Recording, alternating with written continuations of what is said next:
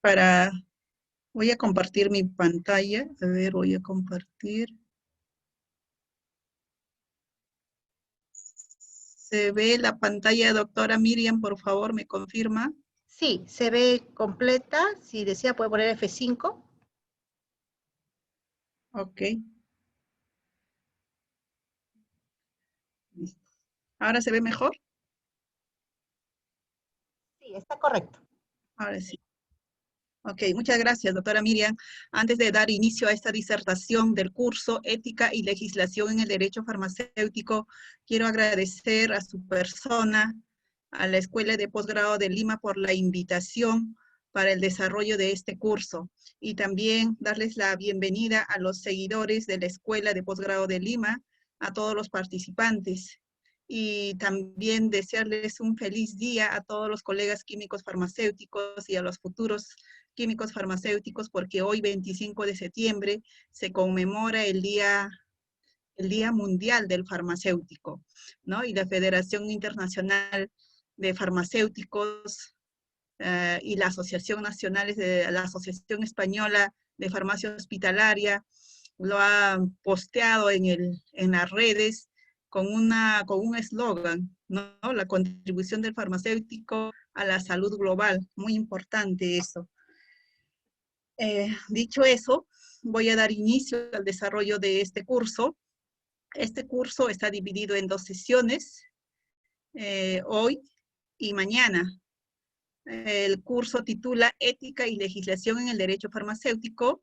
Hoy trataremos la parte de ética farmacéutica en el ejercicio de la profesión química farmacéutica y mañana haremos un análisis de la legislación farmacéutica a propósito de la nueva tendencia de las certificaciones en buenas prácticas y el decreto de urgencia 007-2019.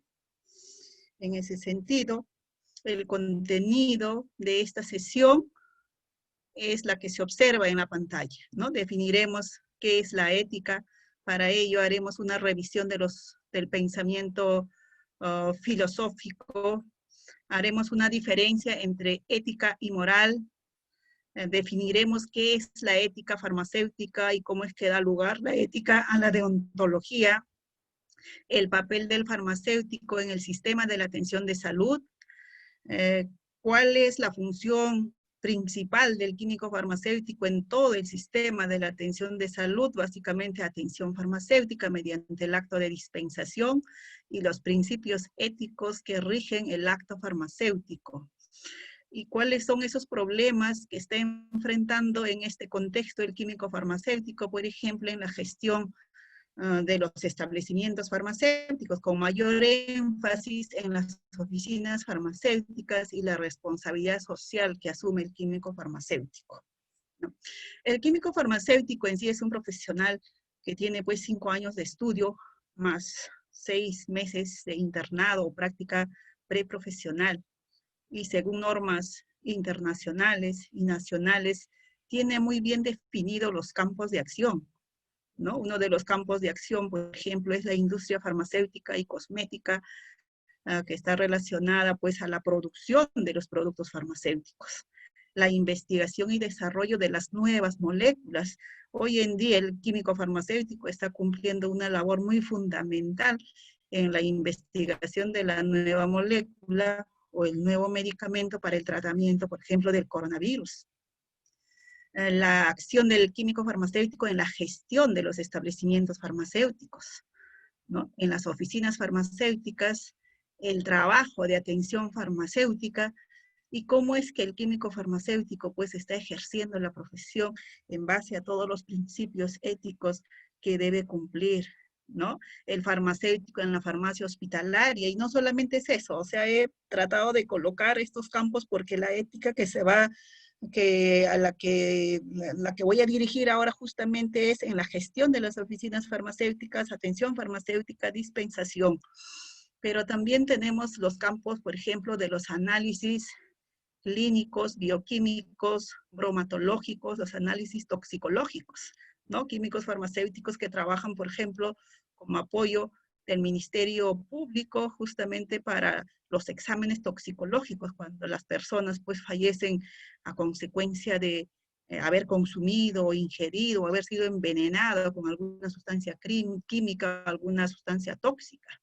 Y tenemos también al químico farmacéutico no como administrado, trabajando en las entidades privadas o en las oficinas farmacéuticas, sean droguerías, laboratorios, almacenes, sino a los químicos farmacéuticos que trabajan como administradores, ¿no? Desde la entidad estatal, desde la entidad pública como autoridad sanitaria y también la ética, pues en ellos para con los agentes económicos y sus colegas que están dando la batalla en el día a día en las oficinas farmacéuticas, en las farmacias de los hospitales. Dicho esto, iniciamos pues definiendo qué es la ética. La ética siempre está relacionado, o siempre lo hemos escuchado, la ética relacionado al bien y al mal, la diferencia entre el bien y el mal, la conducta, el comportamiento. Pero para entender mejor, he considerado recordar un poco los pensamientos de los grandes filósofos griegos, ¿no? Tenemos ahí el pensamiento de Aristóteles, discípulo de Platón, Platón, discípulo de Sócrates, ¿no? Los tres más influyentes, por ejemplo. Aristóteles, en su obra de Ética a Nicómano, en sí, esto fue una de las primeras obras o los primeros tratados en el siglo IV antes de Cristo. Miren, hace cuántos años ya daba tratados sobre ética y moral de la filosofía occidental. Para Aristóteles nos dice que toda acción humana se realiza con un fin. Y ese fin del acto humano es la búsqueda del bien. Y que ese bien, ¿no? Mediante ese actuar del ser humano, es la felicidad. Aristóteles nos dice que todos los hombres por naturaleza, ¿no? Actuamos por un interés o por un fin, y que ese fin es pues el bien, y que el bien máximo es la felicidad. Además, Aristóteles relacionaba también no solamente la ética desde el punto de vista del individuo, ¿no? Que tiene que cumplir y buscar el bien individual y que la suma del bien individual sería la suma del bien colectivo, sino también él hablaba sobre los espacios que se debe crear o que se debe generar, ¿no? Para un buen vivir. ¿Y quiénes son los que deberían de crear ese espacio para el buen vivir? Según Aristóteles, según Platón, decían pues los legisladores. Los legisladores deberían de buscar o observar el mayor bien, ¿no?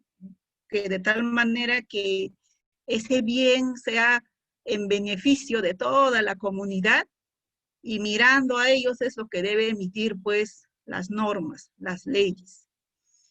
Platón nos habla sobre la ética de la felicidad y la ética de la virtud. Platón va un poquito más allá y agrega este término de virtud, ¿no? Para Platón, ese término de virtud es una cualidad, nos dice. Dice que es una cualidad y gracias a esa cualidad es que el hombre alcanza o accede a un mundo, al mundo de las ideas, ese mundo alejado de la corporalidad, ¿no? Ese mundo del bien, de la belleza y de la justicia.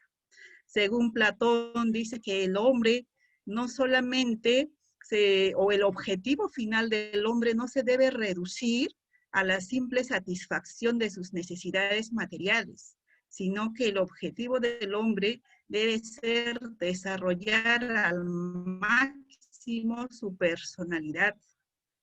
Una personalidad que le ayude a lograr la felicidad y que esté acorde de su vida. Entonces, para Platón significa que la ética también está dirigida a la consecución del bien y que el bien supremo también es la felicidad, pero agregando esa palabrita de virtud. Y Platón dice que la virtud es algo aprendible, es algo enseñable.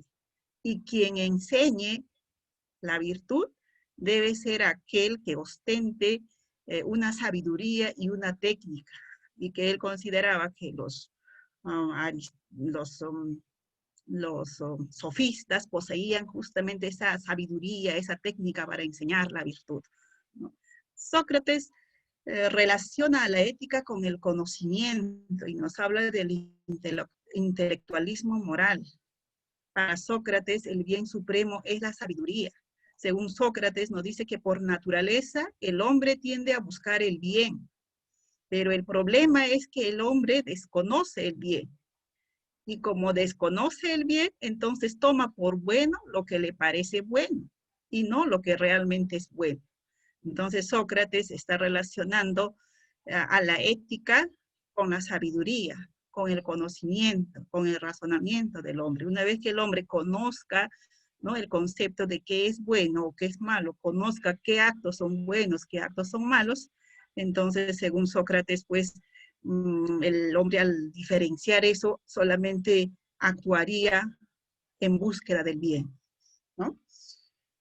Entonces, la ética es una disciplina filosófica que estudia el bien y el mal, y su objetivo de estudio va a ser la moral y la conducta humana. Necesitamos hacer una diferencia de qué es la ética y qué es la moral, o en qué se diferencia uno del otro. La ética proviene del término ethos, que en griego significa carácter, mientras que la moral proviene del término moralis, que en latín significa costumbre, ¿no? Costumbre, tradición y el carácter relacionado con el temperamento, la personalidad, ¿no?, individual. La ética se refiere al conjunto de principios, conjunto de valores y razones que el ser humano ha aprendido en el hogar y lo ha establecido como una guía de conducta. Mientras que la moral se refiere a todo el conjunto de las costumbres, normas, creencias de un grupo social en un tiempo y espacio determinado. Entonces acá ya vemos la diferencia. La moral es algo que se transmite de generación en generación, son esas costumbres, esas tradiciones, ¿no?, y son impuestas en una sociedad, mientras que la ética, ¿no?, es algo que nosotros aprendemos en el hogar, ¿no? Son esos principios, esos valores que nos han inculcado en nuestro hogar y nosotros hemos reflexionado y reflexionando, previo un razonamiento, lo hemos interiorizado y lo hemos tomado como guía de nuestra conducta. Las normas éticas surgen del interior de la persona como resultado de su propia reflexión y elección de los principios y valores aprendidos en casa, mientras que la moral nos dice que sus normas son establecidas dentro de una sociedad y se transmiten de generación en generación y va a ir evolucionando a lo largo del tiempo y va a ir variando también en una sociedad y en una época, ¿no? Entonces la ética dice que busca la felicidad individual, mientras que la moral busca el bien común y la felicidad de la mayoría. La ética, el carácter, la personalidad o esos principios, esos valores que el ser humano lo acoge como una guía de su conducta y como lo va a acoger como guía de su conducta para su quehacer diario, y ese quehacer diario, según los filósofos, deben ser la búsqueda del bien, ¿no?, del bien individual, y que ese bien individual o la suma de ese bien individual se materializaría como un bien de la colectividad. Entonces la ética refuerza a la moral. La ética responde a la pregunta, ¿qué es lo que debo hacer para buscar ese mayor bien? ¿Qué es lo que debo hacer para buscar esa felicidad? ¿No? Y la moral responde a la pregunta, ¿realmente debo hacerlo? ¿No? ¿Debo hacerlo? Y ahí pues ya nos lleva a una clasificación incluso de la moral, ¿no? Por ejemplo, Nietzsche hablaba de la transformación de la moral del camello, o sea, el ser humano que sin cuestionar acepta las imposiciones, las reglas y lleva pues la carga, ¿no? Porque lo asume todo, sin cuestionar, sin criticar, nada de ello. Y la moral de león es ya esa moral o esa persona que cuestiona, que critica, ¿por qué debo hacerlo, esta imposición? ¿Por qué debo cumplir esa norma? Por ejemplo, en una sociedad, digamos. Digamos que sea un pueblo en donde la costumbre sea que las mujeres utilicen la falda por debajo de la rodilla, ¿no? Entonces, con la moral del cabello, las mujeres del camello tendrían que cumplir esa imposición y decir, pues sí, lo moral es utilizar mi vestimenta o la falda debajo de las rodillas. Y si utilizo contrario a ello, entonces es un acto inmoral, ¿no? Entonces, la moral del león dirá, pero ¿por qué debo hacer eso? ¿Por qué debo utilizar la falda sobre la rodilla? ¿No? Y Nietzsche también dice, pero la moral del león no puede permanecer, o sea, el hombre no puede permanecer con la moral del león, sino tiene que transformarse, y tiene que transformar hasta la moral de un niño. Solo en la moral de un niño, en ese niño inocente, se puede sembrar los valores, los principios, nos dice Nietzsche. Entonces, diferenciando la ética de la moral, la ética es algo que lo tiene cada persona, ¿no? Es esa conducta, esa conducta que está guiada por una serie de principios y valores, ¿no? Que lo ha asumido la persona para su actuar diario. Entonces, cuando hablamos de ética farmacéutica, ¿qué hablamos? Si decimos, o si hemos definido a la ética desde el punto de vista del carácter, de la personalidad de un ser humano individual, pero si entramos ya a la ética farmacéutica, estamos hablando ya del actuar, ¿no? De cada químico farmacéutico en su campo de acción. Estamos hablando ya en una persona que sobre sus valores o sobre principios aprendidos en casa, ¿no? Le han inculcado además otros principios, otros valores en su formación profesional. Entonces podríamos definir a la ética farmacéutica como un conjunto de principios, de valores y razones que el profesional químico farmacéutico ha aprendido en su formación profesional y lo ha establecido como una guía de conducta para ejercer la profesión en la sociedad. Entonces, cuando hablamos ya de la ética de un grupo de profesionales, entramos ya a otro término, a otro concepto, que es la deontología. Y en nuestro caso, será pues la deontología farmacéutica, ¿no? La deontología es un neologismo que significa tratado de los deberes u obligaciones de todos aquellos que ejercen una profesión para mantenerse dentro de la dignidad ética profesional. El término deontología fue un término inventado por Jeremy Bentham en 1834, un filósofo y economista inglés. En sus tratados, uno de sus tratados fue la deontología o ciencia de la moral, para referirse a los deberes que deben ser cumplidos para alcanzar el mayor bien, para alcanzar lo justo y lo que conviene para el mayor número de personas en el sentido utilitario. Según Bentham, decía que los actos de las personas, las leyes, incluso las instituciones, solo serán juzgados, ¿no?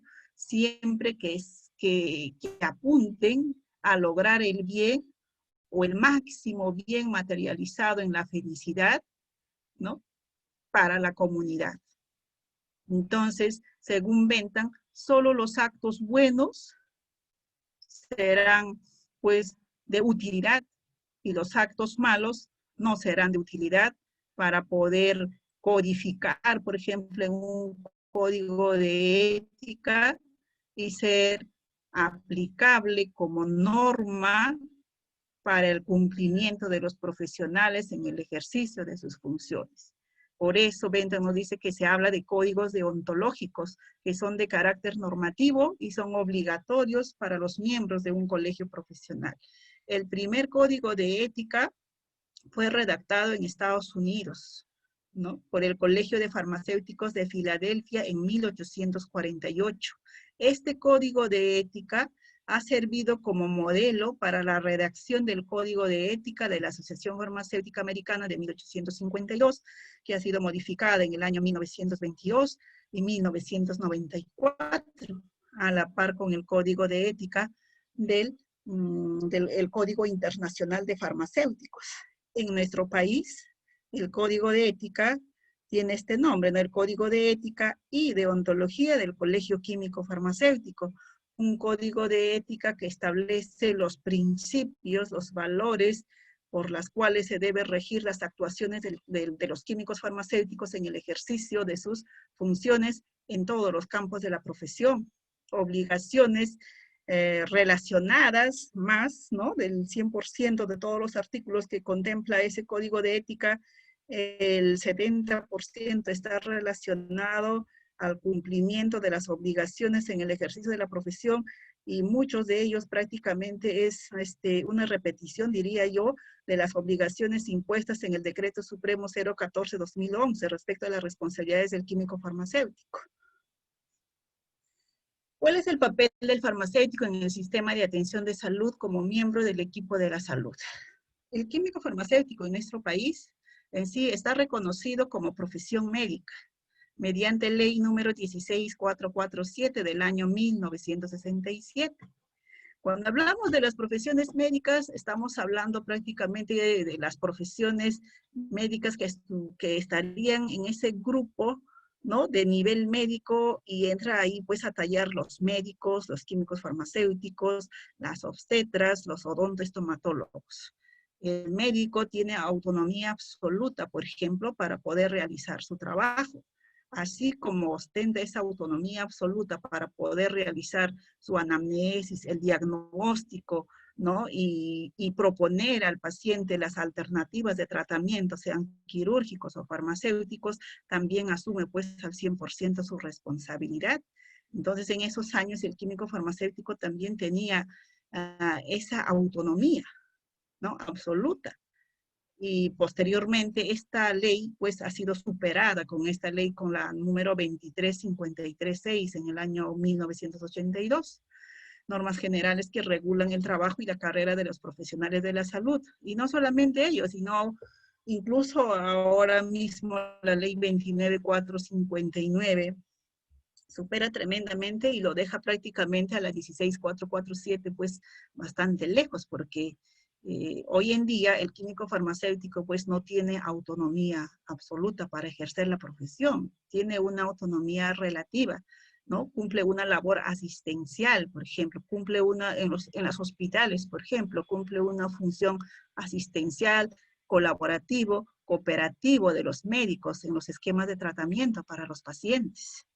Y si están en las oficinas farmacéuticas, ¿no? También tienen esa labor asistencial, pero, o sea, no tienen la autonomía para ellos poder prescribir ni siquiera los medicamentos de venta libre, ¿no? Están supeditados a atender a los pacientes bajo una receta médica. En nuestro país solo el médico puede prescribir las recetas a los pacientes, o los obstetras en su campo de acción y los odontoestomatólogos también en su campo de acción, ¿no? El artículo 33 de la Ley General de Salud del año 97 establece que el químico farmacéutico, miren, es responsable de la dispensación, es responsable de la información y orientación al usuario. ¿Y sobre qué debe orientar e informar al usuario? Sobre la administración, sobre el uso y dosis del producto farmacéutico, su interacción con otros medicamentos, no solamente con otros medicamentos, ¿no? Interacción medicamento-medicamento y también la interacción medicamento-alimento. Debe informar sobre las reacciones adversas de esos productos o de esos medicamentos y las condiciones en las que se debe conservar ese medicamento en el hogar. La ley 28173, la ley del trabajo del químico farmacéutico, en su artículo 2, establece que el profesional químico farmacéutico, como profesional de las ciencias médicas, participa a través de sus instituciones representativas en la formulación, en la evaluación y aplicación de política nacional de salud y la política nacional de medicamentos.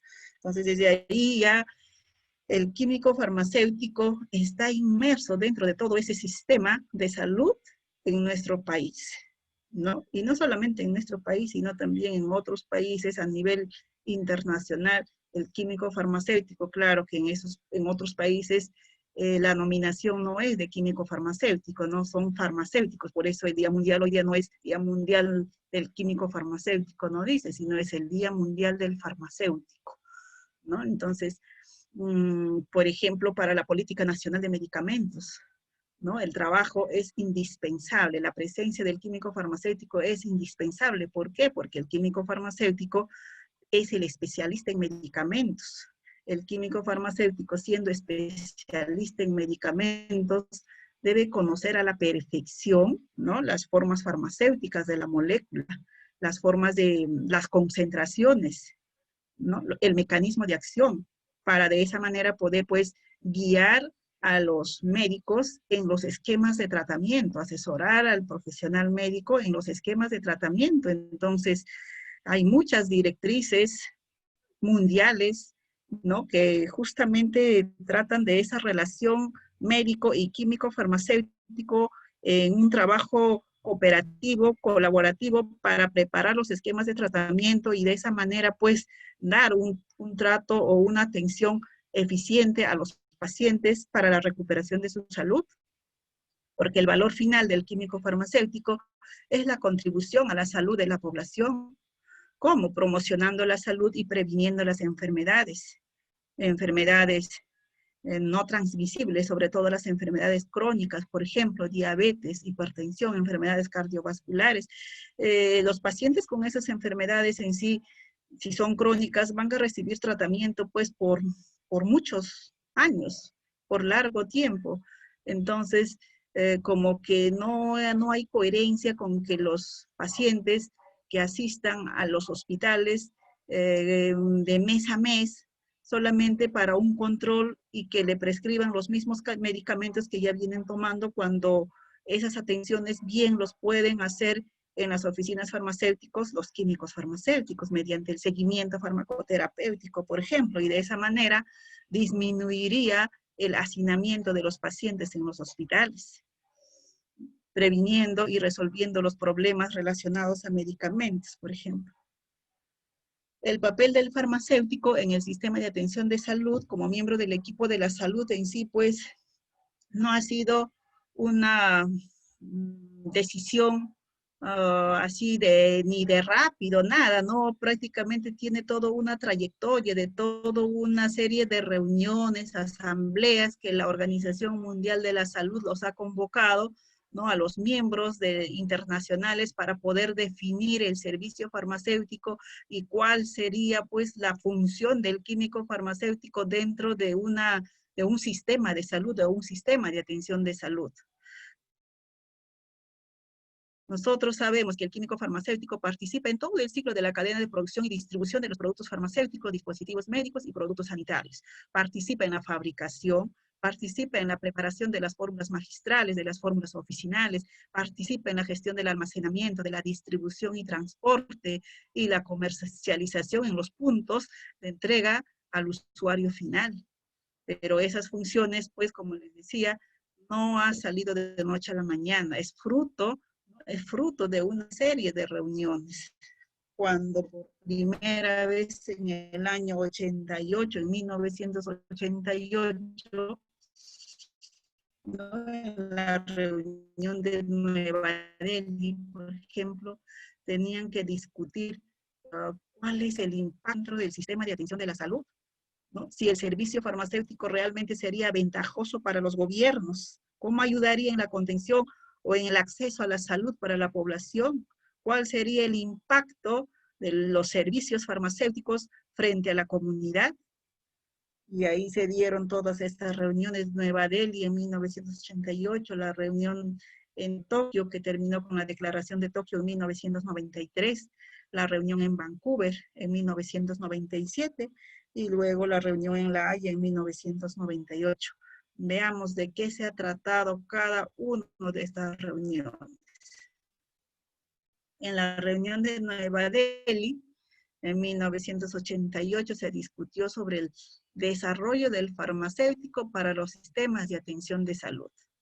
Se discute farmacéutico para la atención farmacéutica, competencias conceptuales que debe desarrollar, las competencias técnicas, las habilidades de planificación de personas y gerencia de personal de la salud, los estudios de pregrado.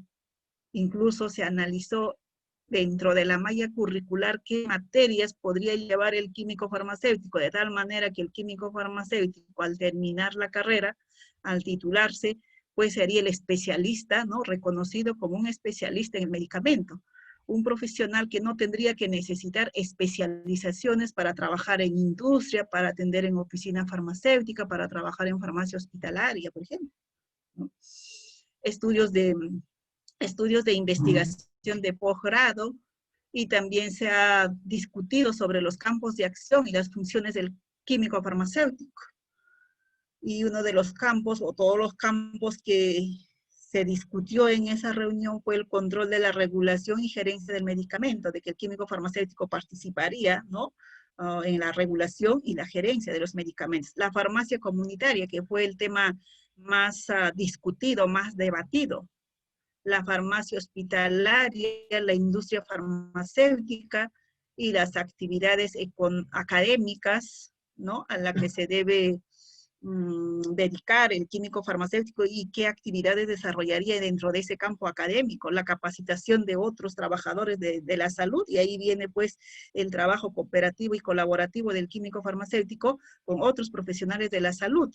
Y los otros profesionales de la salud son pues los médicos que prescriben los medicamentos, las obstetras en su campo de acción y los odontoestomatólogos. En la reunión en Tokio, en 1993, se debatió, ¿no?, largamente sobre el tema de atención farmacéutica y las buenas prácticas de la farmacia. Hoy en día nosotros hablamos de las buenas prácticas en la oficina farmacéutica. Y estamos justamente en ese contexto de la certificación en buenas prácticas de oficina farmacéutica. Y esa certificación de buenas prácticas de oficina farmacéutica, ¿no?, implica cumplir 3% de los medicamentos, la dispensación, que es el grueso de la atención farmacéutica, y la farmacovigilancia, que es para identificar las reacciones adversas, ¿no? Entonces, la atención farmacéutica, definido como el valor de la farmacoterapia que contribuye al uso seguro y más económico de los medicamentos, produciendo resultados positivos y con ello una mejora de la atención de la salud. Mire, importante, una mejora de la atención de salud. Entonces, atención de salud, no solamente el Estado está obligado de atender salud, ¿no? No solamente el Estado, también los privados. Ahora en los privados, no solamente las clínicas, porque el primer centro de atención primaria de salud son las farmacias comunitarias. Porque el paciente, lo primero que va a preguntar ante un síntoma es a las farmacias comunitarias. Ese tema, la facultad del farmacéutico para iniciar o modificar tratamientos con medicamentos o sin medicamentos. Estamos hablando de tratamientos que pueden ser a base de medicamentos o sin ellos, mediante la propia iniciativa, por ejemplo, con medicamentos de venta libre, o bien tratamientos sin medicamentos. Los tratamientos sin medicamentos implicarían los cambios en el modo de vida o utilización de productos naturales. El químico farmacéutico tiene esa formación muy completa, ¿no? Porque los cursos de bioquímica, los cursos de bromatología, pues justamente le ayudan a desarrollar esa capacidad o esa competencia para poder identificar, por ejemplo, los alimentos o como fuentes de proteínas, de vitaminas, de carbohidratos, de minerales, ¿no? Y por ejemplo, la bromatología, ¿no? Y otros cursos, por ejemplo, de plantas medicinales, la farmacobotánica, que prácticamente nos enseña en qué parte de la planta es la que se encuentra en mayor cantidad del principio activo. Y a través del curso de las plantas medicinales, aprendemos bajo qué forma es lo que se puede hacer uso de esas plantas medicinales para lograr un efecto, por ejemplo, bajo infusión, decocción, emplasto. Entonces el químico farmacéutico tiene ese conocimiento, ya sea, por un lado, el especialista en medicamentos, por el otro lado, el tratamiento a base de alimentos, que hoy en día se llama la trofoterapia, o a base de plantas medicinales, ¿no? La acción colaborativa o cooperativa, que es necesaria cuando se trate de medicamentos de prescripción médica. La participación activa del químico farmacéutico en la promoción y la educación sanitaria, mediante el uso adecuado de la medicación, el abandono del tabaquismo, miren la educación sanitaria para el abandono del tabaquismo, las inmunizaciones, ¿no? Hablando de las vacunas, la prevención del abuso de drogas, la higiene, la planificación familiar y la prevención de enfermedades crónicas no transmisibles y las infecciones de transmisión sexual. Todos estos campos se debatió en la reunión de Tokio y terminó justamente con estas decisiones de la definición de la atención farmacéutica, la facultad del farmacéutico para iniciar o modificar tratamientos. Si inicia un tratamiento medicamentoso, bien podría el químico farmacéutico iniciar con productos de venta libre, por ejemplo, que en nuestra legislación los productos de venta libre son varios, ¿no? De venta exclusiva en las farmacias, por ejemplo, y con toda autonomía podría el químico farmacéutico tratar algunas patologías, pero no graves, no complicadas, ¿no? Como por ejemplo, una gripe, por ejemplo, una herida en verano, por ejemplo, un dolor de cabeza por insolación. Entonces el químico farmacéutico está preparado incluso para identificar, incluso el químico farmacéutico yo diría que está preparado para poder hacer una anamnesis. ¿Por qué? Porque en las nuevas mallas curriculares de los químicos farmacéuticos incluyen cursos, por ejemplo, de anatomía, de patología, de fisiología, de semiología. Entonces, esos cursos le permiten al químico farmacéutico a poder identificar las enfermedades más comunes o las enfermedades comunitarias que se pueden tratar bien en la comunidad nada más, sin necesidad de acudir todavía a los hospitales. Y de esa manera, pues el químico farmacéutico, mediante una acción responsable, podría contribuir grandemente en sí a la contención de enfermedades y sobre todo el acceso a la atención de salud de la comunidad y no encontrar un hospital totalmente hacinado o esperando una cita durante meses para poder acceder a una atención médica y todo ello cuando al final vamos a la farmacia del hospital no encontramos todo el tratamiento, ¿no? Sigamos. En la reunión de Vancouver, en el año 97, prácticamente se decretó al químico farmacéutico 7 estrellas, ¿no? La primera estrella, que es un proporcionador de cuidados de la salud mediante la atención farmacéutica. Un tomador de decisiones. De ahí, pues, que los químicos farmacéuticos, mediante ley en nuestro país, son los directores técnicos. Y el director técnico es el responsable de cumplir la ley y hacer cumplir la ley. Ellos son los que deciden a qué proveedores le compro o con qué proveedores trabajo, cuándo dispenso, cuándo autorizo la venta o la comercialización de un producto, ¿no? Un químico farmacéutico educador.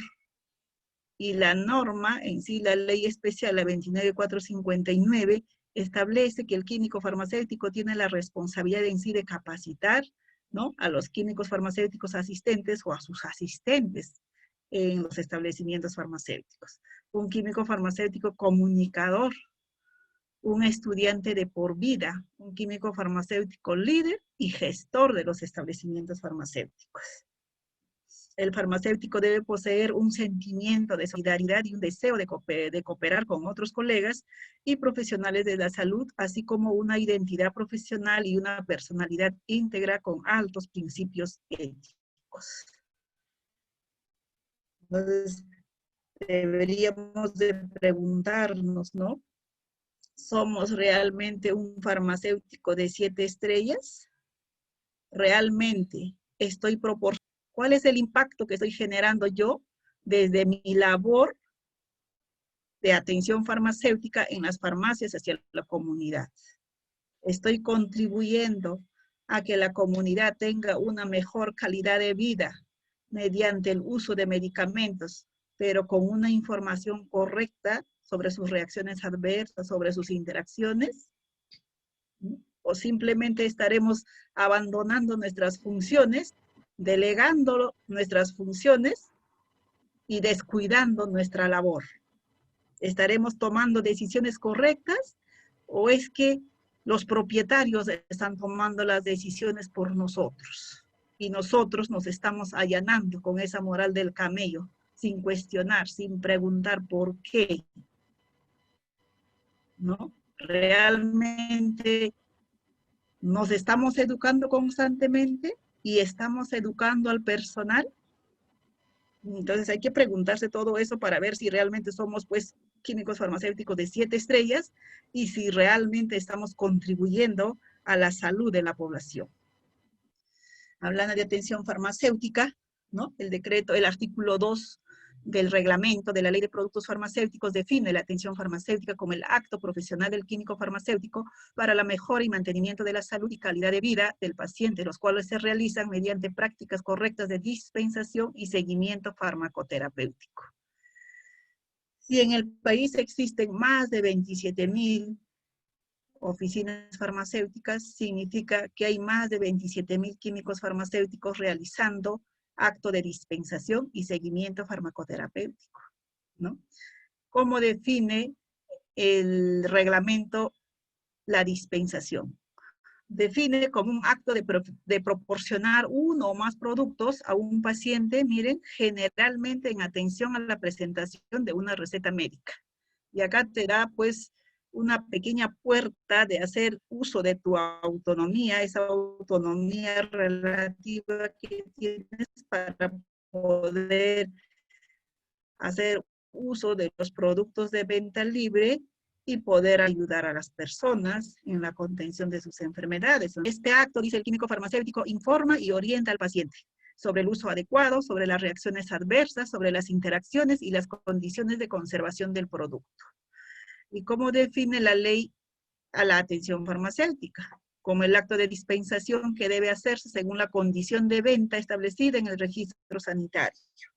Todo producto farmacéutico en la caja, ¿no? Tiene la indicación de producto de venta bajo receta médica o dice de producto de venta sin receta médica, ¿no? Entonces acá nos dice que se debe vender según su condición de venta. El químico farmacéutico responsable de la dispensación dice que puede ofrecer al usuario alternativa de medicamentos con el o los mismos principios activos, con la misma concentración y la forma farmacéutica bajo responsabilidad. ¿Y cuáles son esos principios éticos que no solamente involucra al químico farmacéutico que dispensa los productos farmacéuticos, sino también involucra a los prescriptores, es decir, a los médicos, ¿no? Según Paura, en el 2013 dice que los aspectos éticos relacionados con la prescripción y dispensación deben estar basados en los criterios científicos disponibles y en los principios éticos de no maleficencia, los principios de justicia, los principios de beneficencia, los principios de autonomía. Estos principios éticos son guías generales de actuación. Una prescripción correcta nos dice que tiene que buscar la máxima efectividad, los mínimos riesgos para el paciente, un coste mínimo y el respeto a la elección del paciente. Y una correcta dispensación busca, dice, informar y orientar al paciente sobre el uso adecuado del producto farmacéutico, sobre su reacción adversa, sobre su interacción medicamentosa y las condiciones de conservación del producto. Y el seguimiento farmacéutico, farmacoterapéutico, busca identificar y resolver problemas relacionados con los medicamentos sobre la base de la intervención farmacéutica y garantiza la efectividad de los tratamientos prescritos. Entonces, el principio de no maleficencia es una práctica activa de estos principios y debe plasmarse en normas y reglas de comportamiento, que incluyen deberes y derechos que van a afectar al químico farmacéutico y al paciente. Establece la obligación de no causar daño o perjuicio de manera intencional a nadie, ¿no? Entonces, hay que respetar la vida, nos dice, la vida física de cada persona. Si lo trasladamos esto a la atención farmacéutica, en las oficinas farmacéuticas, pues nadie podría darle un medicamento a un paciente con la intención de causarle el daño o con la intención de matarlo, ¿no? O sea, sería absurdo pensar que intencionalmente alguien lo quiso matar a alguien con un medicamento que no correspondía que lo tome. Pero, a ver, ¿qué sucede si en las farmacias los que realizan realmente actos de dispensación y muchas veces en esa jurisdicción, pues siempre atendemos a personas de tercera edad y cada mes te vienen a comprar con una lista de receta, ¿no? Con una lista que te dice esto, esto, esto, y son para problemas cardiovasculares, por ejemplo. Y tú ya lo conoces que ese paciente consume productos cardiovasculares, antihipertensivos, y dentro de ello de repente betabloqueadores, porque tiene problemas de taquicardia, qué sé yo. Y después de un tiempo te viene a solicitar, imaginemos, sildenafilo de 50 miligramos, pero sin receta. De repente lo atiendes, porque por un lado está la ética profesional y decidir si está bien o está mal atender este producto sin receta, porque la condición de venta del sildenafilo es con receta médica, ¿no? Y por el otro lado, el lado mercantil, de repente te exige que debes vender para aumentar tu venta. Viene por una segunda vez y el adulto mayor te dice, ahora dame ya no de 50, sino dame sildenafilo de 100 miligramos. Como químico farmacéutico, de hecho, tú no tienes la intención de mandarlo al otro mundo, pero sí estás consciente de que este paciente con esos problemas cardiovasculares, ¿no? Se puede ir al más allá en las horas después de consumir este producto. Porque tú sí te estás representando que con tu actuar, con la dispensación de ese producto, le puedes causar. Distinto sería, por ejemplo, de repente ya le conoces, pues es tu vecina, y se murió su esposo, producto del COVID, qué sé yo, y viene y te dice, mira, ya estoy una semana, no puedo dormir, estoy sufriendo mucho, la verdad que no he dormido toda esta semana. Y tú como químico farmacéutico sabes, desde un producto natural hasta un producto químico, ¿no? Con efectos tranquilizantes y ansiolíticos. Y de repente le dices, ya, pues tómate el té de valeriana, manzanilla, que es un ansiolítico, qué sé yo, y te dice, ya tomé todo eso, ya tomé también agua de azahar, pero a pesar de eso no concilio el sueño. No concilio el sueño, quiero descansar. Y tú sabes perfectamente qué producto le puedes dar. Entonces ahí decidir, ¿no? Entre lo bueno y lo malo. Lo bueno sería, bueno, mejorar el estado de salud o mejorar la conciliación de su sueño. Sí, vas a actuar de repente en bien, pero estás seguro que con una tableta de lo que le vas a dispensar no lo vas a matar. Lo que has hecho es de repente contribuir en la mejora, ¿no? Entonces ahí, cosas que uno debe analizar y aplicar criterios según pues la situación, el contexto, ¿no? El principio de justicia exige tratar a todos con la misma consideración, sin hacer distinciones, teniendo en cuenta que la vida y la salud son bienes no solo personales, sino también son bienes sociales.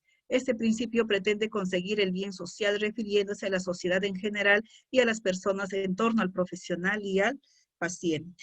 Trato sin distinciones, ¿no? El principio de beneficencia protege a que la actuación del químico farmacéutico sea beneficiosa para el paciente. Es ahí la importancia, ¿no? El principio de beneficencia, cuando realmente mi accionar beneficia, ¿no? Al paciente. ¿Cuándo? En ese ejemplo que les daba, la persona de tercera edad con antecedentes de estar consumiendo productos antihipertensivos, dentro de ellos betabloqueadores, por ejemplo, y te dice, te cuenta pues su situación, su problema, ¿no es cierto? Y te dice, necesito comprar esta tableta, la píldora azul, ¿no? Y tú tienes que ponerte a pensar o te pondrás a pensar en ese momento qué tan beneficioso es para el paciente de que yo la dispense esta pastilla azul.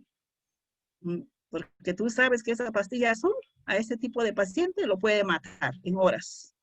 Y por el otro lado tienes, por el bien del paciente, una semana que no duerme deteriora su salud, su estado de salud, ¿no? Va a despertar algunas enfermedades inmunológicas que puede tener como condicionante este paciente. Entonces, en la búsqueda del bien, tú actuar según criterio ahí del profesionalismo y la responsabilidad, la autonomía relativa, ¿no? Que la ley mismo te provee. Exige que se realicen actos positivos para promover el bien y la realización de los demás, es decir, aumentar al máximo las potencialidades benéficas y reducir los riesgos de la salud. Entonces, ¿cómo es que desde las oficinas farmacéuticas nosotros estamos atendiendo o dispensando los productos buscando esa máxima potencialidad en beneficio del paciente? ¿Y cómo es que estamos reduciendo los riesgos de la salud desde las oficinas farmacéuticas? ¿No? Si nosotros estamos realizando actividades de educación sanitaria, de brindar la información correcta a los pacientes sobre el uso de los medicamentos, posiblemente sí estamos reduciendo los riesgos de la salud. De lo contrario, nuestra contribución no estará apuntada a reducir los riesgos de la salud, tal vez al contrario, ¿no? El efecto de rebote de que en vez de reducir los riesgos, tal vez el abandono de tu función en las oficinas farmacéuticas está promoviendo el riesgo de la salud, ¿no? Un establecimiento o una oficina farmacéutica, por ejemplo, sin químico farmacéutico, es una bomba de tiempo, ¿no? Es una bomba de tiempo, porque los productos farmacéuticos son sustancias químicas que pueden ser muy nocivas si se utiliza de manera inadecuada. Es por eso que la autoridad sanitaria, por ejemplo, cuando realiza sus acciones de control y vigilancia sanitaria, al realizar las inspecciones, y si en ese establecimiento no encuentra el registro de un químico farmacéutico o funciona sin químico farmacéutico registrado ante la autoridad sanitaria, el cierre es de inmediato, ¿no? El cierre es de inmediato. Ahora, y si no está presente el químico farmacéutico realizando los actos de dispensación, también lo pueden cerrar. Ahí viene el criterio de los inspectores, porque recuerden que también hay una salvedad, ¿no? El químico farmacéutico debe permanecer ya permanentemente mientras el establecimiento brinda servicios a la población, salvo casos de fuerza mayor o no. Entonces ahí viene, pues, una fuerza mayor, se enfermó mientras prestaba servicios a los pacientes, se enfermó y ese hecho es que le ha llevado a un hospital y no está presente. Entonces, por eso que en estos actos no cierran a la farmacia, pero si no cuenta con un químico farmacéutico, el cierre es de inmediato y es totalmente justificado, ¿no? Porque sin la dirección de un químico farmacéutico, pues ninguna oficina farmacéutica puede funcionar porque es una bomba de tiempo. No es como vender arroz, azúcar, es vender sustancias químicas, es vender sustancias prácticamente nocivas, ¿no? Imagínense vender medicamentos sin la información que corresponde, ¿no? Por el principio de autonomía, entendemos que está relacionado con la libertad de la persona, sus convicciones, opiniones o elecciones de lo que es bueno para él, lo que es bueno para el paciente. El médico en sí, mediante ley, está obligado a que debe informar al paciente, una vez diagnosticado su enfermedad, debe informar sobre las alternativas de tratamiento que le va a aplicar, ya sea un tratamiento quirúrgico, un tratamiento farmacológico, y el paciente debe decidir, ¿no? Ya no estamos en los tiempos de que el médico es el soberano, así es que tu paciente, tú no sabes de medicamento, tú quién eres, el médico soy yo, te prescribo y así es que acepta. Ya no estamos en esos tiempos, estamos en un contexto donde los pacientes también están más informados y sobre todo esa libertad que es un derecho fundamental. La libertad te da la autonomía de decidir sobre tu propia salud, ¿no? De elegir el tratamiento que te está ofreciendo el médico. O sea, tú eres libre de elegir uno o dos o cuál de los tratamientos vas a utilizar.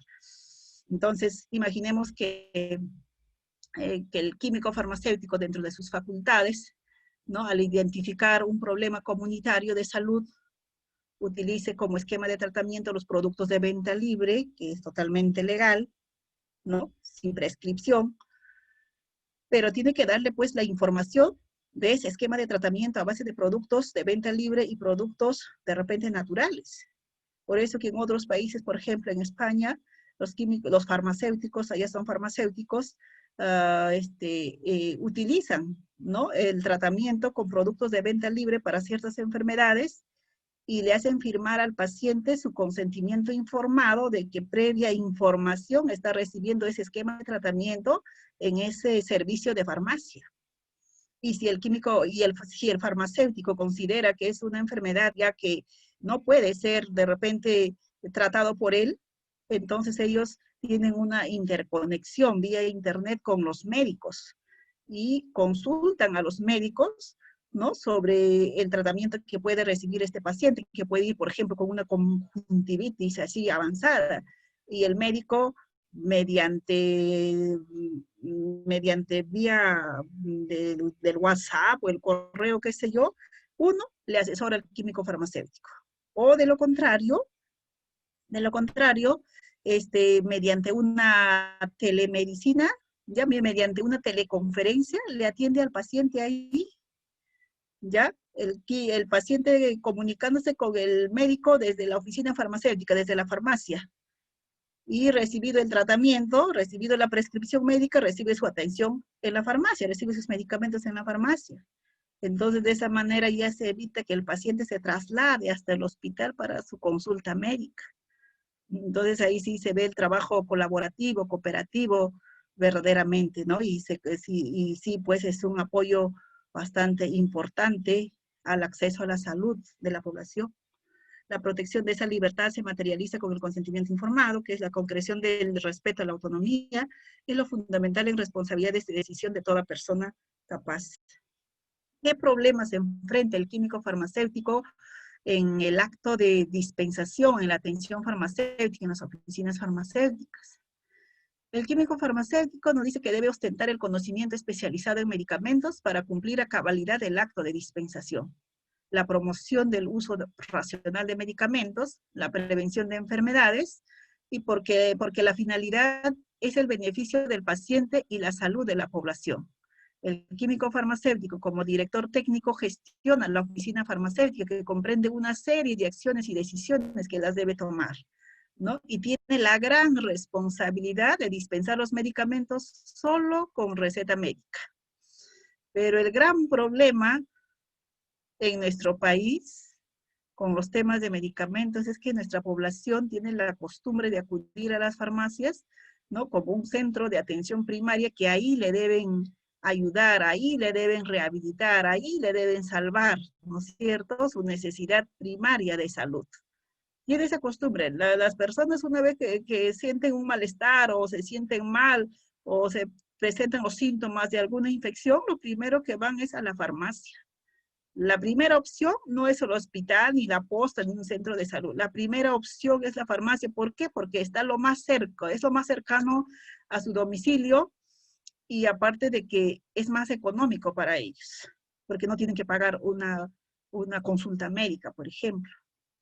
Cosa que si irían al MINSA, bueno, ahora por el SIS, esperemos que la universalización de la salud comprenda pues el aseguramiento universal de todos, ¿no? Ya sea por cualquiera de las vías, pero si tienen que ir, por ejemplo, en un distrito, ¿no? En un distrito como, no sé, Caraballo, San Juan del Lurigancho, los centros de salud a las 7 de la noche ya están cerrados, ¿no? Y la enfermedad o la fiebre se puede presentar a las 8 de la noche, 9 de la noche, 10 de la noche. Entonces, a la persona o al paciente solo le queda o la farmacia o las clínicas privadas o los consultorios privados. Los consultorios privados es pagar una consulta médica, ¿no? Las clínicas privadas es previa consulta médica, o sea, hay que pagar por la consulta médica. En las farmacias no se paga la consulta médica, ¿no? La atención del químico farmacéutico, esa atención de salud prácticamente es gratuito, lo que cuesta son los medicamentos.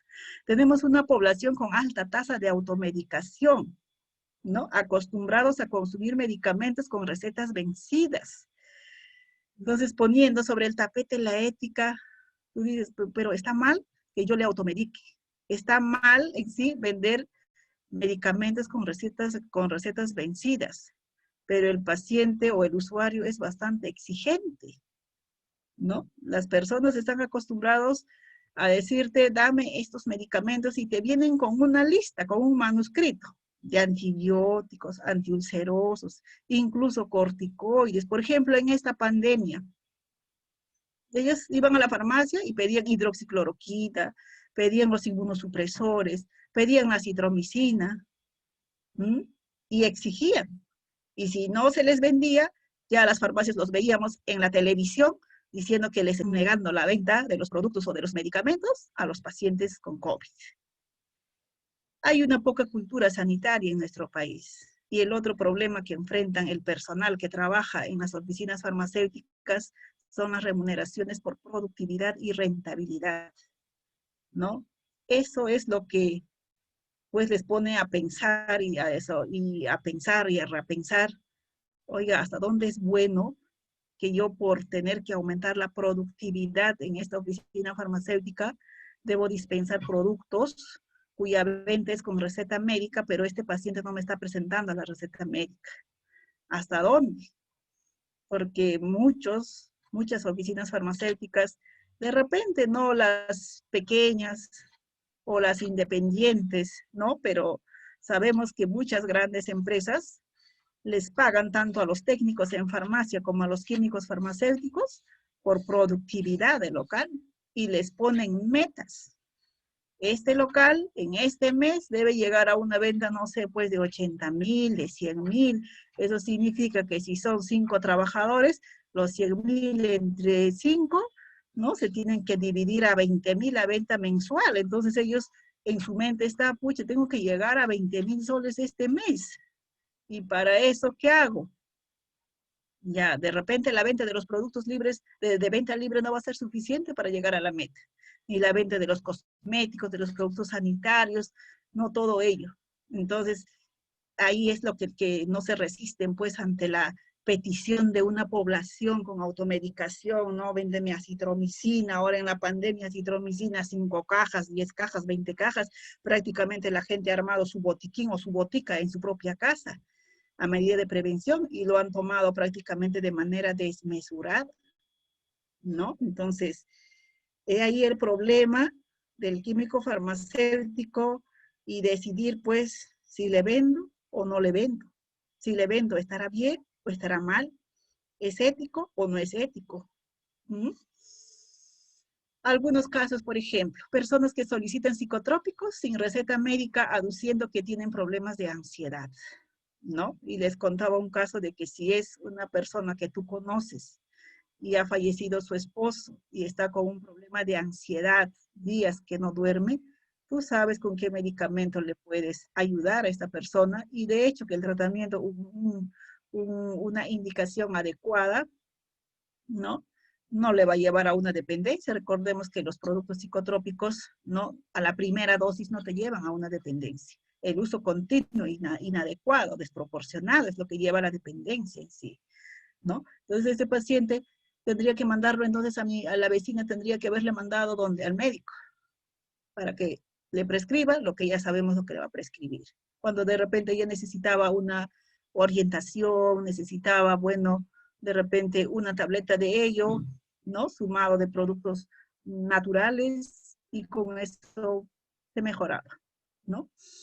Personas que solicitan antibióticos comunes sin receta médica, ¿no? En esta pandemia ha salido como galleta la citromicina, la claritromicina, la amoxicilina fue de siempre, ¿no? La ampicilina es de siempre, de ahí la alta tasa de resistencia a las penicilinas en sí, ¿no? Sobre todo a la ampicilina y a la amoxicilina. Personas que solicitan antibióticos con receta médica que no cumplen los requisitos de validez, ¿no? La norma nos dice para dispensar los productos, primer proceso, validación de la receta, y el proceso de validación de receta hay una serie de exigencias legales, ¿no? Como por ejemplo nombre del paciente, pero saliendo de las generalidades, ¿no? De los datos del paciente, vamos al RP y pues la formulación de los productos ahí en su denominación común internacional, que tenga la forma farmacéutica, la concentración, la frecuencia de dosis, el tiempo de tratamiento, y nos encontramos con una receta que solo dice, no sé, producto, digamos, naproxeno sódico de 550, de 550, y número, dosis. No hay frecuencia de dosis, no hay tiempo de tratamiento. Podríamos deducir si dice dosis, bueno, tendríamos que adivinar la dosis usual cada 24 o cada 12, ¿cuál es? ¿No? Entonces, frente a ello, ¿qué haces? ¿Le atiendes o no la atiendes? ¿Se te das cuenta? sea, legalmente no podrías atender, pero por responsabilidad sería bueno que en cada receta esté el teléfono celular de los médicos para darles una llamada y decirles, doctor, ha llegado una receta suya, pero aquí no tiene tiempo de tratamiento y no tiene frecuencia de dosis, por ejemplo. Yo la recomiendo, yo especifico la frecuencia de dosis, doctor, y el químico, y si el médico dice, sí, doctora, por favor, apóyeme con eso. El químico farmacéutico sabe perfectamente la dosis usual que la dosis usual de los medicamentos, ¿no? Y puede ayudarlo con eso. Adolescentes que solicitan medicamentos para interrumpir un embarazo, ¿no? Adolescentes que van a la farmacia a comprar la píldora azul diciendo que es para su tío, para su vecino. Y la píldora el día siguiente, ¿no? Como galletas por adolescentes, consumo de esas píldoras por los adolescentes, por ejemplo. Entonces se presentan todos esos problemas y son pacientes muy exigentes. Y como una botica está al costado de otra botica y así sucesivamente, tú le niegas el producto, seguramente más allá va a encontrar a otra botica que no la va a negar, ¿no? Y la exigencia, o sea, es un problema al que enfrenta los químicos farmacéuticos que trabajan en las oficinas farmacéuticas a una población, con alta tasa de automedicación, con alta tasa de exigencia de comprar productos éticos, pero sin ninguna prescripción porque lo utilizan y lo reutilizan y lo ven como algo normal, ya que pueden consumir. Lo que no se dan cuenta es que a largo plazo les puede causar daño, ¿no? Entonces, si el químico farmacéutico, pues, bueno, aplica la ética y todo lo que aprendió, ¿no? Entonces, la exigencia misma de la ley que tiene que cumplir, y es cierto, si el químico farmacéutico se apega en sí al 100% del que debería de hacerlo, sí, pero por el otro lado está la exigencia de los empresarios que tienes que vender, y si yo vendo solamente los productos éticos, todos con la receta médica, todito, atiendo con receta médica, los químicos farmacéuticos de las oficinas farmacéuticas dicen, no vendería nada, doctora. No vendería nada, porque al día a mí me llega 3, 4 recetas. Entonces eso nos hace entender que la gente va sin receta y están dispensando medicamentos, incluso éticos, sin receta médica. Y si le niega, ellos dicen, si le niego, se van a la esquina, a la otra botica, se van, doctor, y ahí sí le entregan. Y es más, las boticas que están al costado o a la vuelta son informales, ni siquiera tienen autorización sanitaria de funcionamiento. Y somos conscientes de ello. Hay cantidad de boticas informales, de boticas ilegales. Muchas de ellas seguramente han sido formales, pero muchos dicen, pues, esta ley, la 29459, es una ley asesina, doctora, es la matanza de los microempresarios. Sí, todo eso es en aras de proteger la salud pública, porque si cumple o no cumple la ley, la cosa es si cumple, si queremos cumplir. Ellos lo que me manifiestan es, el problema es que cuando nos inspeccionan nuestros propios colegas, doctora, nos buscan la sin razón para sancionar. Nos buscan la sin razón para sancionar y sí o sí terminamos con una sanción. En mi oficina farmacéutica, que de una venta de diario de 400, 500, por ejemplo, me imponen una sanción de 2 UIT, 8,000 y pico, doctora, yo quiebro con eso. Cierro mi botica, se convierten en informales. ¿Ves? Entonces, todo eso, ¿no? O sea, hasta dónde es realmente proporcional las sanciones que se aplican, hasta dónde realmente el químico farmacéutico pues debe enfrentar con ética todos esos problemas mientras existe el mercado informal, pues te mata, ¿no? Es así como los empresarios de Gamarra, por ejemplo, se formalizaron y trabajan en la formalidad, pagando sus impuestos, todo ello, pero si hay una sarta de ambulantes, ¿no? En las calles, no van a poder vender, se sienten muy perjudicados, se sienten muy perjudicados. Lo mismo está pasando en las oficinas farmacéuticas, lo mismo está pasando. Entonces, el químico farmacéutico puede negarse la dispensación cuando se le solicita sin receta, desde el punto de vista ético como legal, desde el punto de vista legal, tendría que negarse, ¿no? Si la receta no es válida, tendría que negarse. Si el producto es de venta con receta médica, desde el punto legal en sí, tendría que negarse, ¿no? Tendría que negarse. El farmacéutico tiene que sentirse obligado a dispensar la receta, a pesar de que la misma no cumple los requisitos de validez. Era el caso de naproxeno de 550 que no tenía la frecuencia de dosis y todo ello. Imaginemos que incluso llegan recetas que no tienen la concentración, tienen la forma de presentación y no tienen la concentración. Es una receta inválida, por ejemplo. ¿Deberías negarte a atender esa receta? La gran pregunta es eso. ¿Mm? O tendrás que decir, señora, su receta está mal. El médico se olvidó. Entonces, pero frente a ello, miren, tenemos los estándares profesionales de códigos de ética para farmacéuticos del año 2004, en donde establece que los químicos farmacéuticos están obligados a colaborar con otros profesionales para asegurar una atención de calidad al individuo y a la sociedad en general. Debe actuar con honestidad e integridad en su relación con otros profesionales sanitarios. Integridad y honestidad con tus propios colegas y los otros profesionales sanitarios, en este caso sería con los médicos. No mostrar comportamientos que pueda desacreditar la profesión o minar la confianza pública en la profesión. Entonces no podrías decir, ¿sabe qué, señora, el médico o su receta es inválida porque el médico no ha prescrito bien su producto, su medicamento? ¿No? No podrías decir, ¿ves? Entonces te enfrentas frente a esos problemas. ¿Cuáles son las dimensiones del químico farmacéutico en el ejercicio de la profesión? ¿Cuáles son esas responsabilidades ante la sociedad? Primero, responsabilidad ante la ley, cumpliendo y respetando las disposiciones legales sanitarias vigentes y cooperando a su modificación. Miren, cooperando a su modificación cuando según su opinión técnica contribuya a un mayor beneficio de los pacientes y la salud pública. Es decir, tenemos esa facultad de cooperar con la modificación de la norma siempre que sea en pro de la salud pública, ¿no? En nuestro país, la Autoridad Nacional de Medicamentos es la DGMIT, el órgano de línea del Ministerio de Salud, y es ahí pues que hay un equipo técnico que siempre van verificando, revisando la normativa para poder ir modificando, proponiendo nuevos proyectos de ley, ¿no? Debe alejarse de cualquier forma de corrupción, de extorsión y soborno.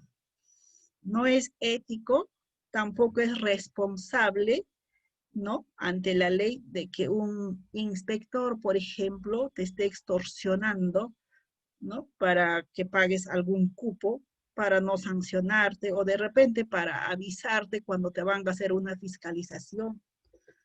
Entonces, el químico farmacéutico debe estar alejado, dice, de toda forma de corrupción, extorsión y soborno, porque la corrupción, la extorsión y soborno prácticamente es como un cáncer, ¿no? Como un cáncer que hace metástasis en toda la imagen de la profesión. En este contexto prácticamente hemos visto muchos de esos casos, ¿no? Jefes de departamento de farmacia, cuyos medicamentos de venta que correspondían al Estado peruano, vendiendo en sus farmacias, y no solamente químicos farmacéuticos, sino también médicos, ¿no? Se ha visto también a los médicos que vendían en su casa los medicamentos, los tratamientos, prestando sellos. Entonces, una serie de cosas que van contra la ética profesional y va en perjuicio de la salud pública en sí. Conociendo el alcance de su responsabilidad profesional, dice, en lo administrativo, en lo civil y en lo penal. La responsabilidad ante la comunidad debe brindar un servicio de calidad oportuna e idónea, con productos de garantía de calidad, seguridad y eficacia en condiciones justas. Y para que un químico farmacéutico como profesional de la salud garantice la calidad, la seguridad y eficacia en condiciones justas de los productos que se comercializan en las farmacias, pues tiene que cumplir en sí las buenas prácticas de almacenamiento, de dispensación, porque si se rompe, ¿no?, la cadena de almacenamiento, la cadena de frío, prácticamente el producto ya no es seguro y probablemente no sea eficaz, tampoco de calidad. La primera responsabilidad del químico farmacéutico es el bienestar del paciente, y para ello debe procurar por el correcto cumplimiento terapéutico y así promover el mejor estado de salud de la población. Debe primar el beneficio del paciente frente a sus legítimos intereses, personales, profesionales o comerciales. He ahí la responsabilidad ante la comunidad, y entonces se enfrenta el problema, pues no, oiga, si el interés primordial es el beneficio del paciente, ¿no? Es el interés del paciente, de la comunidad, y qué hay de los intereses comerciales del empresario que me está exigiendo que realice la venta, ¿no? Entonces, un poco complicado en este libre mercado que las boticas funcionen de metro en metro, ¿no? Y hay un dicho, las boticas son de los aficionados, las farmacias son de los químicos farmacéuticos. Entonces habría que ver la diferencia de la atención en la farmacia, con esa nominación de farmacia, y la atención, ¿no?, en la otra que tiene esa nominación de botica, que cualquier persona podría abrir, ¿no?, contratando los servicios del químico farmacéutico o de personal capacitado. Pero el empresario que no tiene conocimiento de salud, de interés general, de salud pública, a él no le va a interesar el tiempo que te vas a tomar para realizar la dispensación. A él le va a interesar que aproveches al máximo el tiempo para realizar ventas, ¿no? Que aumente su rentabilidad, su productividad, la responsabilidad ante su profesión y otros profesionales. La responsabilidad expresando cualquier juicio profesional libre de conflicto de intereses y con imparcialidad, realizando trabajos con calidad técnica alineado con la legislación vigente, aceptando como una responsabilidad personal e intransferible los trabajos llevados a cabo por él o realizados bajo su dirección, ¿no? Mira, responsabilidad ante la profesión. En este puntito de aceptando una responsabilidad personal e intransferible, pero el Código de Ética en el artículo 38, ¿no? En el artículo 38 dice, el químico farmacéutico no puede delegar responsabilidades, pero puede delegar funciones. Entonces, si estoy en una oficina farmacéutica, mi función principal es la de dispensación. La pregunta es, ¿puedo delegar mi función de dispensación al personal que está trabajando conmigo? Si es un químico farmacéutico asistente, bueno, su función también es realizar dispensación. El siguiente personal será el técnico en farmacia. Y la gran pregunta es, bajo ese artículo 38, ¿puedo delegar mi función de dispensación al técnico en farmacia? ¿No? Claro, no delego responsabilidad. La responsabilidad, como por ejemplo, de que si le da una mala información y el paciente dio un uso inadecuado al medicamento, el responsable sería el químico farmacéutico, ¿no? Administrativamente sería responsable el químico farmacéutico. Como tercero civil o responsable solidario también, pero si se murió, el responsable probablemente no sea el químico farmacéutico, sino la persona mayor de edad incapaz que le entregó el medicamento al paciente. En este caso sería el técnico en farmacia. Oiga, no era tu función dispensar, sí, pero el químico farmacéutico me delegó esa función, dirá el técnico en farmacia, ¿no? Pero como el código penal es individualizable, ¿no? Y por el principio de causalidad, pues tiene que responder la persona que causó el daño, y en este caso sería el técnico en farmacia. ¿Ves? Entonces, la pregunta sería, ¿cuál es la función intransferible? Debe ser la dispensación, debe ser en sí intransferible, porque es una función propia del químico farmacéutico. Y la función del técnico en farmacia es la de expender, ¿no? La de expender la venta directa de los productos. Pero por otro lado está, oiga, pero el técnico en farmacia solo expende, es decir, entrega nada más. Vayamos a ver entonces sus competencias del técnico en farmacia. El técnico en farmacia hoy en día se forma bajo 4 competencias. Una de las competencias, la primera es la medicina preventiva, aplicación de primeros auxilios e inyectables, ojo. La segunda competencia es la de expendio, y llevan cursos de farmacología especial 1, farmacología especial 2, llevan una serie de cursos que le dan la capacidad para poder dar información sobre las indicaciones, las interacciones, reacciones adversas, o sea, tiene los conocimientos el técnico en farmacia también. Y tal vez esto es lo que ha previsto el Código de Ética del Colegio Químico Farmacéutico del Perú, por eso en su artículo 38 dice de la delegación de funciones, más no de responsabilidades, pero ahí hay que analizarlo bien eso, ¿no? ¿Qué funciones puede transferirse? ¿Ya? La cooperación con sus colegas y con otros profesionales sanitarios, actuando con honestidad e integridad en beneficio del paciente y la sociedad, respetando la competencia de sus colegas y de otros profesionales sanitarios, aun cuando sus creencias y valores sean diferentes de las propias. Finalmente, para seguir engrandeciendo la imagen del profesional químico farmacéutico, pues se necesita cambiar paradigmas, ¿no? paradigmas como por ejemplo de que el químico farmacéutico de ser un suministrador, un elaborador, un dispensador de medicamentos pase a ser un proveedor en sí de servicios de la salud mediante una verdadera atención farmacéutica, mediante una verdadera promoción del uso adecuado de los medicamentos, previniendo enfermedades mediante la educación sanitaria, promocionando estilos de vida saludable, cooperando con sus colegas y otros profesionales de la salud, ¿no? Es necesario que los profesionales químicos farmacéuticos comprendan que la ética profesional debe pasar de ser un discurso, ¿no?, a ser un ejercicio de la actividad diaria tanto en el sector público como en los privados. La ética presente o la práctica de la ética en los profesionales químicos farmacéuticos que laboran en las entidades privadas y de los que laboran también en las entidades públicas y que realizan los actos de control y vigilancia sanitaria. Se requiere ese respeto, se requiere que los colegas que trabajan en las entidades públicas como reguladores, pues al aplicar ellos en sí el procedimiento administrativo general, porque la ley del procedimiento administrativo general es una ley educativa, es pro-administrado. Entonces se requiere que el colega, desde su posición de funcionario, de servidor público, pues eduque a los colegas químicos farmacéuticos, les enseñe, y no solamente sancionar sin educarlos. No se trata de castigar, porque recuerden de que tanto castigo, ¿qué pasa con los delincuentes? Cárcel, salen, se perfeccionan más y siguen delinquiendo. No se trata de tener esas malas acciones con castigos y sanciones, se trata de educar a la gente, se trata de hacer entender y de comprender por qué deben cumplir, ¿no?